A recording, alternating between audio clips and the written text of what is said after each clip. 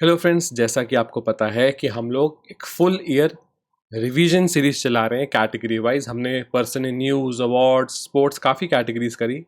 आज हम science and take करेंगे। 2023 से 2024 के बीच में कौन कौन से बड़े इवेंट्स हुए इन साइंस एंड टेक, उसको जल्दी से समझेंगे। ठीक है, चलते हैं आज के हमारे फर्स्ट न्यूज़ पे। तो आपने देखना शुरू किया होगा कि किस तरह से अब तो काफ़ी सारी न्यूज़ आती हैं कि किसी एनिमल का, किसी जानवर का कोई ऑर्गन, जिसमें आपने लिवर, किडनी, इस तरह के ऑर्गन्स को ट्रांसप्लांट किया जाता है ह्यूमन में। ऐसी न्यूज़ है चाइना से। First successful pig liver transplant, एक कैंसर पेशेंट थे 71 ईयर्स के, इनमें ये ट्रांसप्लांट किया गया इन चाइना। ऐसा ही एक ट्रांसप्लांट रिसेंटली अमेरिका में भी किया गया था, जो कि शायद एक किडनी ट्रांसप्लांट था, पर कुछ वीक्स के बाद वो पेशेंट सर्वाइव नहीं कर पाए। पर मेडिकल साइंस अब इन सब चीज़ों को अच्छे से समझने लगी और जल्दी ही सक्सेसफुल इस तरह के ट्रांसप्लांट्स हमको देखने को मिलेंगे। अब ये कैसा जाता है, ये हमको फ्यूचर में देखने को मिलेगा।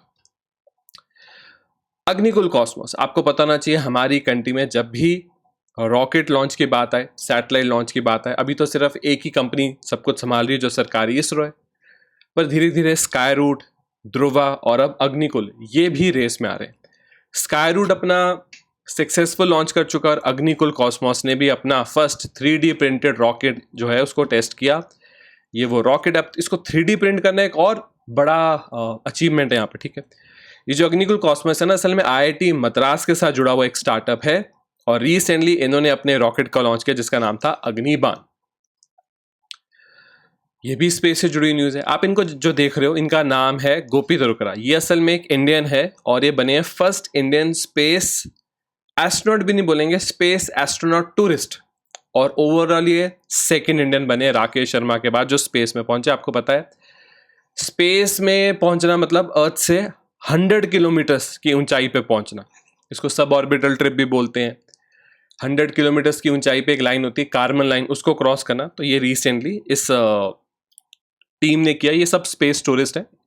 और किस कंपनी ने इनको ये मिशन करवाया? Blue Origin. ये ना जेफ बेजोस के बारे में आप जानते होंगे, जिनका अमेजॉन भी है, उन्हीं के द्वारा फाउंड की कंपनी है ब्लू रीजन। ठीक है, BSNL, सोचो आपको ऐसा लगेगा कि भैया तो बहुत पुरानी न्यूज़ बता रहा हूँ। BSNL अगस्त 2024 में जाके लॉन्च कर रहा है अपना इंडिजिनियस 4G नेटवर्क। ठीक है, ये 4G नेटवर्क डिजिटल इंडिया के लिए, मेक इन इंडिया के लिए एक बहुत बड़ा इनिशिएटिव है। पर अब 4G लॉन्च करना, बाकी 5G 6G की बात करें तो यहाँ पर हम कह सकते हैं BSNL काफ़ी पीछे रह रहा है। इसको एक बहुत बड़ा टेक्नोलॉजिकल पुश देना बहुत ज़रूरी है। रिसेंटली आज से ऑलमोस्ट 1.5-2-3 महीने पहले एक कोविशील्ड कंट्रोवर्सी शुरू हुई। देखो हुआ क्या था, आपको पता ना चाहिए। मैक्सिमम इंडियंस ने कोविशील्ड लगाई है। ये वैक्सीन बनाने वाली कंपनी का नाम है सीरम इंस्टीट्यूट ऑफ इंडिया, जो पुणे बेस्ड है। पर इसकी रिसर्च जो है, इसका फॉर्मूला जो है, वो तैयार किया था एस्ट्राजेनिका और ऑक्सफोर्ड ने। तब से ही, जब से ये वैक्सीन बनी थी कोविड के टाइम, तब से ही कुछ लोगों ने अपील उठानी शुरू करी कि इस वैक्सीन में कुछ प्रॉब्लम्स हैं, इसकी वजह से ब्लड की क्लॉटिंग हो जाती है। फाइनली एस्ट्राजेनिका ने यूके की कोर्ट में माना कि हो सकता है कुछ प्रॉब्लम्स हो। उन्होंने बताया कि भाई TTS करके एक सिंड्रोम होता है, पर बहुत रेयर केस में, रेयर टू रेयर केस में ये चीज ऑब्जर्व की जा सकती है। ठीक है,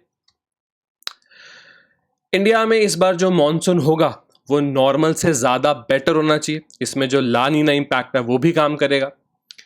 जितनी गर्मी ज्यादा पड़ती ना, उससे मॉनसून की अट्रैक्शन भी स्ट्रांग होगी। हमने करंट अफेयर्स में पढ़ा है कि जो रेजर्वॉयर्स हैं जहाँ से पीने का पानी सप्लाई किया था, वो ऑल टाइम लो पे चल रहे हैं। तो अगर मॉनसून अच्छा होगा, रेजर्वॉयर्स अच्छे से भरेंगे। रेजर्वॉयर भरने से सिर्फ पीने का पानी या एग्रीकल्चर वाटर नहीं पूरा किया जाता, उससे इलेक्ट्रिसिटी प्रोडक्शन, रेजर्वॉयर अगर ज़्यादा फुल होगा तो इलेक्ट्रिसिटी प्रोडक्शन भी अच्छी होगी। तो बहुत ज़रूरी इस बार का मॉनसून अच्छा हो, ऐसा इंडियन मेट्रोलॉजिकल डिपार्टमेंट ने रिसेंटली प्रिडिक्ट किया है।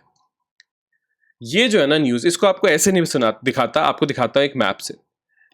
जहां चंद्रयान 3 ने लैंड किया सक्सेसफुली, उस पॉइंट का नाम इंडिया ने रखा है शिव शक्ति पॉइंट। जहां चंद्रयान 2 ने हिट किया था, लैंड तो नहीं कर पाया था, क्रैश लैंड कर गया था, उसका नाम तिरंगा पॉइंट। और जो सबसे चंद्रयान 1 था, उसका जो एक इंपैक्ट हुआ था, उसका नाम जवाहर पॉइंट। ये 3 पॉइंट्स का आपका नाम पता होना चाहिए। तो यहां पर ये बताया जा रहा है कि जो हमारा ये शिव शक्ति पॉइंट है ना, चंद्रयान 3 वाला, उसके स्पॉट को IAU इंटरनेशनल एस्ट्रोनॉमिकल यूनियन ने भी अप्रूव कर दिया। अब दुनिया भर में मून के स्पॉट को शिव शक्ति पॉइंट ही जाना जाएगा, जहां पर चंद्रयान 3 के विक्रम लैंडर ने लैंड किया था। फिर से स्पेस से जुड़ी न्यूज, पुष्पक। ये क्या है? देखो अभी क्या होता है, एक स्पेस लॉन्च व्हीकल के टिप में सैटेलाइट होती है, बाकी सारा लॉन्च व्हीकल तो आधा पानी में गिर जाता है, आधा स्पेस में फंसा रहता है, सैटेलाइट वो स्पेस में पहुंचा देता है। पुष्पक कैसे काम करेगा? इसके नीचे लगा दिया जाएगा एक बूस्टर। बूस्टर तो पानी में गिर जाएगा, ये जो सारी चीज होगी इसके अंदर से जो भी सैटेलाइट वगैरह उसको निकाल के ये वापस से लैंड करेगा। इसको बोला जा रहा है reusable launch technology. Same Elon Musk का स्पेसएक्स भी कर रहा है, हम अभी इसको टेस्ट कर रहे हैं, अभी ये पूरा रेडी नहीं हुआ। इसका नाम है पुष्पक। इसरो का GSLV मिशन रखा गया था फेब में और इसने लॉन्च किया था इनसेट 3DS वेदर सैटेलाइट को। आपको पता होना चाहिए इनसेट 3DS एक वेदर, एक मेट्रोलॉजिकल सैटेलाइट थी। ये बहुत इंटरेस्टिंग न्यूज़ है। नासा का एक ऐसा मिशन था, आप सोचना ही कितना इंटरेस्टिंग है। ये जो फोटो है ये मार्स की है। ये जो हेलीकॉप्टर आप देख रहे हैं ना, इसका नाम है इंग्निटी, और ये उन्होंने मार्स पे लैंड करवाया और इसकी बहुत सारी फ्लाइट्स भी करवाई। तो इसका रिकॉर्ड है, क्या रिकॉर्ड है? First vehicle to achieve powered controlled flight on another planet. तो अर्थ के बाहर पहला एक हेलीकॉप्टर इसने प्रॉपर फ्लाइट्स ली, वो ये था। बहुत ही बड़ा मिशन था, पर 2024 में इसको फाइनली परमानेंटली ग्राउंड कर दिया गया। इसकी जो बैटरीज वगैरह थी वो उतनी पावरफुल नहीं रही, अब इसको फिर से फ्लाई नहीं किया जाएगा, अभी एक जगह पे ग्राउंड कर दिया। अभी एक बड़ा इंटरेस्टिंग क्वेश्चन है कि भाई इसकी फोटो किसने खींची? तो ये अकेला नहीं था, इसके साथ एक लैंडर भी था, वहां से इस फोटो को क्लिक किया गया था।